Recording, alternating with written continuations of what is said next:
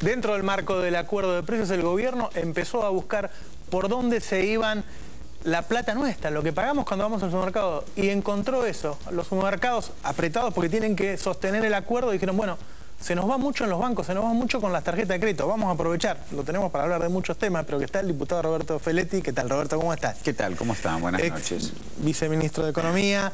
¿Se metieron con los bancos? No, a ver, digo, una de las largas discusiones en este país, inclusive por aliados y opositores de izquierda de nuestro gobierno, integrante del Frente para la Victoria, o opositores... ¿Hay gente a la izquierda de este gobierno, Feletti? Hay gente que está un poco por fuera del peronismo tradicional, digamos. Plantea realmente la renta financiera. Hemos escuchado hablar del problema de la renta financiera y que no se... Bueno, el gobierno acaba de discutir la renta financiera. Digo, el informe es muy claro, el informe es contundente, está diciendo tasa del 30-40% para financiar consumo, comisiones elevadas que normalmente tienden a financiar el gasto operativo del banco, con lo cual lo que el banco paga de depósitos y presta le queda libre, o sea, el diferencial le queda libre. Tenemos tasas muy altas, comisiones muy altas, y además interviene en el margen de intermediación de los supermercados. O sea, un pedazo de un voluminoso esquema de ventas para el consumo, que sabemos que es lo más importante porque es la demanda más inelástica que hay. Digamos, buena parte de los salarios van a gastar en los supermercados, sobre todo en los grandes centros urbanos. Ese es el modo de comercialización de los grandes centros urbanos. Bueno, está apropiado por los bancos. Eso define una discusión sobre la renta financiera. Y fijemos cómo incide, ¿qué estamos discutiendo hoy? Incluso dicho por varios funcionarios de mi gobierno, problema de competitividad. Y enseguida la derecha, cuando habla de problema de competitividad, ¿qué dice? Y los salarios son muy altos. La forma de resolver el problema de la competitividad es la baja del salario. Y bueno, no es real. Esto está demostrando cuál es la tasa de ganancia empresarial y en particular de financiamiento que soporta este modelo. Bueno, esto es lo que se acaba de poner en discusión. Porque si no, efectivamente, en este contexto, digamos, durante todos estos años, la inversión se autofinanció, es decir, salió de las utilidades de los empresarios una tasa de inversión bastante alta. En este momento que se ha angostado la tasa de ganancia, muchos dicen, bueno, no tenemos competitividad. Bueno, la discusión es cuál es la tasa de ganancia y cuál es el financiamiento de la inversión que incide en esa tasa de ganancia. Y esto lo estamos viendo en esta discusión hoy entre supermercados, bancos y, por suerte, un Estado que regula.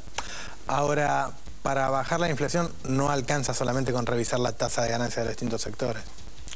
Me parece que lo que hay que pensar ahí es la discusión sobre el financiamiento de la inversión en esta etapa. Como decía antes, durante 10 años la tasa de inversión alcanzó niveles del 24% del producto, 24,3% creo que cerró el 2011, muy altos, muy altos. Una parte importante era desarrollo inmobiliario, pero hubo inversión reproductiva importante, y dentro de la construcción también había inversión reproductiva que se autofinanció. Es decir, no tenemos banco de desarrollo. Recién el año pasado, como bien señalaba el informe, hubo un vuelco de 17.000 millones de pesos de oferta crediticia, más un largo esfuerzo que hizo el Banco Nación desde el 2006 en créditos de largo plazo, pero la realidad es que el grueso de la inversión en este país se autofinanció con tasa de ganancia.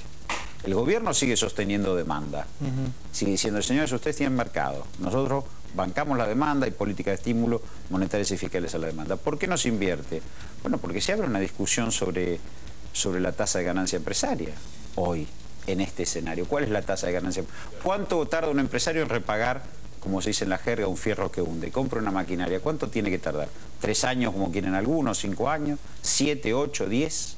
Esta es la gran discusión que estamos hoy. Ahora, el escenario de tensión de precios tiene que ver con regulación, como ha hecho el gobierno, sobre precios monopólicos, no solo en alimentos. Digo, tenemos directores que maneja el viceministro de Economía de presente en distintas empresas que tienen insumos difundidos, sobre los cuales se está discutiendo los planes de inversión y las tasas de ganancia. Es decir, hay una regulación del gobierno sobre la oferta monopólica. Y por el otro, me parece que hay una gran discusión hoy sobre financiamiento de la inversión. Me parece que la discusión de competitividad hoy, además de la energía, que afortunadamente todo parece indicar que va bien, es la discusión de la inversión y su financiamiento, no bajar salarios. Porque si no llegamos a la conclusión, el final de eso, el salario es inflacionario. Nos lleva a todo eso, retiren los estímulos a la demanda o devalúen, claro. Esas son las soluciones. Pero los planes, yo cuando escucho hablar que los acuerdos de precio no sirven, ¿los planes de estabilización monetaria y fiscal sirvieron? ¿Para qué? Para hacer pelota a la gente. Digo, la realidad es que la política de regulación de mercados que lleva adelante el gobierno es la que defiende la política de ingreso de la gente. Entonces me parece que hoy, financiamiento a la inversión. ¿Y cuál es la tasa de ganancia, sobre todo la renta financiera, que soporta este modelo con este nivel de salarios que afortunadamente debemos mantener? Te cambio de tema, Roberto. Se empezó a debatir entre los políticos, entre los periodistas, bueno, cómo va a jugar el Papa Francisco en la región, en una región que claramente ha cambiado y que tiene hoy un modelo diferente prácticamente a todo el mundo, ¿no? Se está distinguiendo, sobre todo Sudamérica. Se está distinguiendo de lo que pasa en Europa, de lo que pasa en Estados Unidos. ¿Vos pensás que puede tener alguna influencia? Bueno, evidentemente han puesto un Papa latinoamericano, que además es argentino, pero fundamentalmente la visión o el enfoque, supongo, en la elección del Vaticano es su rol como Papa latinoamericano, obviamente que va a tener una influencia sobre la región y también sobre la Argentina. Yo como católico tengo esperanza. Evidentemente la designación de Bergoglio, hoy convertido en Francisco como Papa, me da esperanza. Pero sí también hay que decir que la región, sobre todo Sudamérica, es una región que tiene paz, o sea que no tiene conflictos armados de prácticamente ningún tipo. Es una región que tiene democracia hace muchísimos años y una democracia cada vez de mayor calidad. ¿Por qué? Porque hay más ciudadanía, la protección social, el empleo y demás genera ciudadanos más libres. Es todo lo contrario a lo que se dice. Cuanto más se consagran derechos, inclusive el del matrimonio igualitario que yo escuché discutir en el bloque anterior, estamos creando mejor ciudadano, por lo tanto hay más democracia. Y el otro tema es que hay crecimiento económico con inclusión social, un crecimiento económico, porque en los 90 también hubo crecimiento económico, pero con desempleo. Hoy hay un crecimiento económico con inclusión social. Entonces, lo que uno espera es que el Papa en su pontificado tome esa agenda y la profundice. Esa es la esperanza. Realmente es la esperanza de los católicos, de los que somos humanistas, de tomar una agenda sobre un continente, sobre todo Sudamérica. México tiene algunos problemas que resolver, pero sobre todo Sudamérica, de paz, de democracia creciente, ampliada y de fuerte inclusión social, y lo profundice. Esa es la expectativa que uno tiene. Después entramos a discutir la figura del Papa, porque es argentino y como es argentino lo conocemos todos. Bueno, ahí te iba a decir, el Papa, siendo Bergoglio, fue crítico de este gobierno. Como es argentino, lo conocemos todos. Sí. Esa esperanza que obliga a la cautela. Y obliga a la cautela es que, por ejemplo, y yo fui ministro de la Ciudad de Buenos Aires, uno vio la intervención de la Iglesia, en particular de Bergoglio, en el conflicto político y la crisis política que suscita la tragedia de Cromañón, donde termina interactuando con políticos definidamente de derecha, como es Santiago de Estrada o Gabriela Michetti. Digo, eso también me hace ruido, ¿no? No te lo voy a decir que... porque uno lo vivió muy de cerca todo ese proceso, lo que supuso la destitución de Ibarra y demás. Y ahí hubo una intervención, una mediación, una acción que estuvo teñida de... no niego... y yo tengo una excelente relación con el padre Carlos Acaputo de la Pastoral Social. Hemos hecho en el 2001, inclusive del Banco Ciudad, un excelente trabajo y sé que es una persona muy cercana a Bergoglio, pero tampoco niego que sus operadores políticos, la verdad, eran de derecha. Entonces, bueno, esas cosas me hacen ruido. Digo, la esperanza a veces se tiñe de cautela. De todos modos, creo que para la Grey, para la feligresía... es una noticia importante. La presidenta mañana va a mantener una audiencia con el Papa, así que suponemos que ahí, creo que la presidenta también fue clara en torno a esta agenda. Digo, la expectativa de una agenda hoy de potenciar lo que vive la región. Y esto creo que es, porque no es una región en crisis, es justamente distinto. Por eso uno se dice, bueno... ¿Qué expectativa puede haber de esta audiencia de la presidenta con el Papa? ¿O lo ves como una cosa muy formal, qué sé yo? No, ¿O me parece que de última, cuando estén solos, pueden hablar?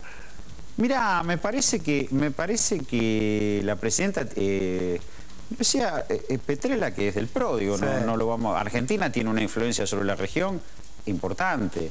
no solo por ejemplo, porque sus universidades públicas son lugares de enseñanza de muchísimos profesionales de la región, no solo porque muchos países limítrofes migran a buscar sus sueños y esperanzas, cosa que me pone orgulloso en este país, no solo porque ha proyectado liderazgos a escala regional importantes, digo, figuras importantes como puede ser Perón y Evita, como puede ser el Che, que tenían, paradójicamente son los más rebeldes de la historia, ¿no? Evita y el Che, los más conocidos. Entonces es lógico que en esa discusión de nuestra presidenta con un papa argentino haya una discusión sobre el rol de Argentina en la región, porque evidentemente, más allá de que el papa va a tener que resolver la crisis económica grave que atraviesa el Vaticano, los problemas de desvíos y problemas graves de corruptelas que han alejado la Iglesia de la gente, digo, independientemente de eso, es indudable que va a tener una política latinoamericana. Es indudable que va a visitar el continente, es indudable que va a mantener reuniones con actores políticos. Creo que Jorge lo decía, así lo vive la Revolución Bolivariana, así lo vivió Correa, un lugar donde la religiosidad y política van de la mano. En Argentina eso no se da. ¿Por qué? Porque la jerarquía eclesiástica realmente jugó otro rol. Nosotros no tuvimos una primera lectura, Romero, uno piensa que va a estar en contra de los cambios de la región. No sé, yo no quiero firmar, yo tengo esperanza.